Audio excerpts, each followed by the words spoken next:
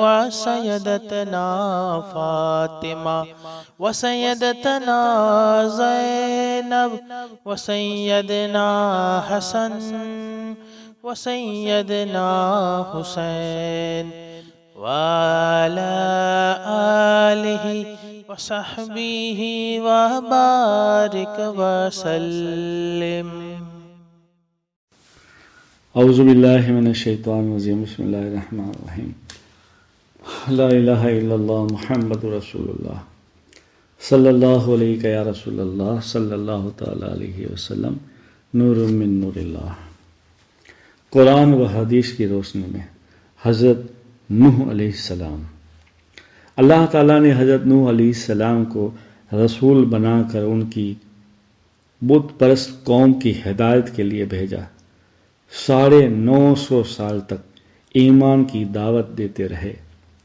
چند لوگوں کے علاوہ کسی نے ایمان قبول نہیں کیا. وہ ان کو ہر طرح سمجھاتے رہے مگر پوری قوم ان کو ستانے اور مذاق اڑانے میں حد سے آگے بڑھ گئی. یہاں تک کہ ان کا ایک بیٹا قوم کے ساتھ کفر و شرک پر قائم رہا. جب اللہ تعالیٰ نے ان کے ایمان نہ لانے کی خبر دے دی تو نوح علیہ السلام نے دعا فرمائی، اے اللہ ان میں سے کسی کافر کو زمین پر زندہ نہ چھوڑیے. ان کے باقی رہنے سے شرک و کفر اور گمراہی بڑھتی چلی جائے گی. ان کی اس دعا پر اللہ تعالیٰ نے قوم کو ہلاک کرنے کی خبر دی اور حکم دیا کہ تم ایک کشتی تیار کر لو تاکہ طوفان کے وقت مومن کو لے کر سوار ہو جاؤ. اس کے بعد پانی کا طوفان آیا اور پوری قوم ہلاک ہو گئی. 1 ماہ گزرنے پر طوفان ختم ہوا اور آپ محرم کی 10ویں تاریخ کو کشتی سے اترے اور شکرانے کے طور پر روزہ رکھا.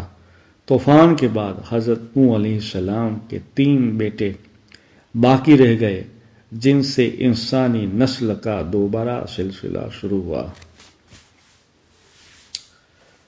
اللہ کی قدرت.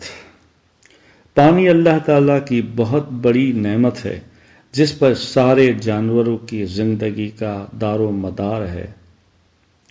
اگر زمین سے پانی ختم ہو جائے تو زمین سے انسان، حیوان، حتیٰ کہ پیڑ پودے سب ختم ہو جائے.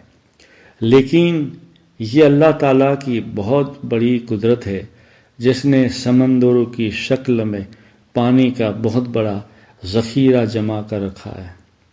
پھر وہاں سے بادلوں کی شکل میں پانی کو اٹھا کر سوکھی زمین کی طرف برساتا ہے اور پھر اسی پانی کو زمین کے اندر ذخیرے کے طور پر جمع کر دیتا ہے جس سے پیڑ پودوں کو پانی ملتا ہے، جیسے انسان خود پیتا ہے اور اپنی کھیتیاں سیراب کرتا ہے. اللہ تعالیٰ نے اپنی اس قدرت کو قرآن میں بیان فرمایا. ہم ایک انداز سے آسمان سے پانی برساتے ہیں پھر اسی کو زمین میں روک کے رکھتے ہیں اور اس کو لے جانے اور ختم کر دینے پر ہم بھی حاکم ہیں. اور اس کو لے جانے اور ختم کر دینے پر بھی ہم قادر ہیں. قرآن پاک سورہ مومن آیت نمبر 18. رسول اللہ صلی اللہ علیہ وسلم نے فرمایا، جو شخص عشاء کی نماز جماعت کے ساتھ پڑھے گویا اس نے آدھی رات عبادت کی، اور جو فجر کی نماز جماعت سے پڑھ لے گویا اس نے ساری عبادت کی. کتاب مسلم شریف حدیث نمبر 1491 اور روایت حضرت عثمان بن عفان رضی اللہ تعالیٰ. رسول اللہ صلی اللہ علیہ وسلم نے دودھ پیا اور کلی فرمائی اور فرمایا کہ اس میں چکنائی ہوتی ہے. کتاب بخاری شریف حدیث پاک 211 روایت حضرت ابن عباس رضی اللہ تعالیٰ عنہ. رسول اللہ صلی اللہ علیہ وسلم نے فرمایا، جو شخص کسی روزدار کو روزہ افطار کروائے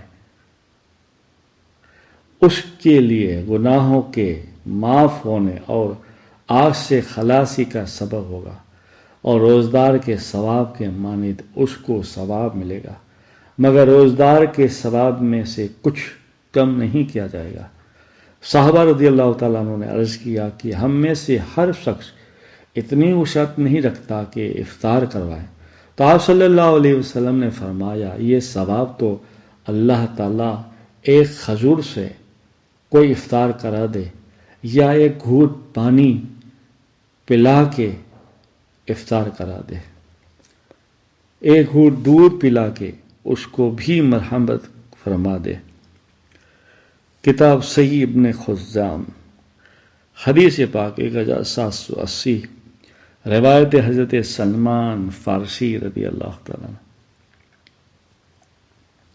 رسول اللہ صلی اللہ علیہ وسلم نے فرمایا جس شخص کے پاس مال ہو اور وہ اس کی زکوٰۃ ادا نہ کرتا ہو تو وہ مال کل قیامت کے دن ایک ایسا سانپ بنا دیا جائے گا جو گنجا ہوگا اور اس کی آنکھوں پر 2 کالے نقطے ہوں گے، پھر وہ سانپ اس کو اس وقت تک نگلتا رہے گا جب تک بندوں کے درمیان فیصلہ نہ ہو جائے۔ کتاب مسند احمد، حدیث پاک 7698، روایت حضرت ابی ہریرہ رضی اللہ تعالیٰ عنہ۔ رسول اللہ صلی اللہ علیہ وسلم نے فرمایا جو شخص آخرت کے کسی عمل سے دنیا چاہتا ہو اس کے چہرے پر فٹکار ہوتی ہے، اس کا ذکر مٹا دیا جاتا ہے اور اس کا نام دوزخ میں لکھ دیا جاتا ہے۔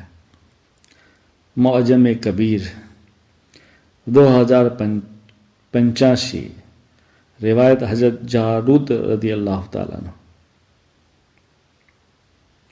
قرآن میں اللہ تعالیٰ فرماتا ہے اللہ تعالیٰ نے مسلمان مردوں اور مسلمان عورتوں سے ایسے باغوں کا وعدہ کر رکھا ہے جن کے نیچے نہریں بہہ رہی ہوگی، یہ لوگ ہمیشہ ان باغوں میں رہیں گے، اور ایسے عمدہ مکانوں کا وعدہ فرمایا جو ہمیشہ رہنے والے باغوں میں ہوں گے، اور اللہ کی رضامندی سب سے بڑی چیز ہے، یہ بہت ہی بڑی کامیابی ہے۔ قرآن پاک سورہ توبہ آیت نمبر 72۔ رسول اللہ صلی اللہ علیہ وسلم نے فرمایا تم اس کلونجی کو استعمال کرو کیونکہ اس میں موت کے علاوہ ہر بیماری کی شفا ہے۔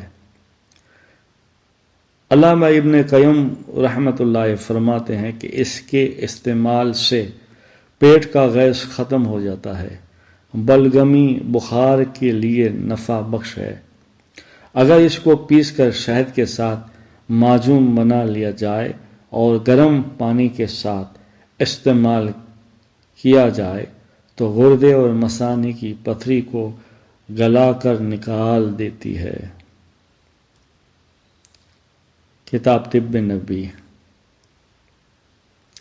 قرآن میں اللہ تعالیٰ فرماتا ہے اے لوگو زمین کی حلال اور پاکیزہ چیزوں کو کھاؤ اور شیطان کے نقش قدم پر مت چلو، وہ تمہارا کھلا ہوا دشمن ہے، وہ تم کو برائی اور بے حیائی کی باتوں کا حکم دیتا ہے اور اس بات کا حکم دیتا ہے کہ تم اللہ کے متعلق ایسی بات کہو جس کا تمہیں علم نہیں۔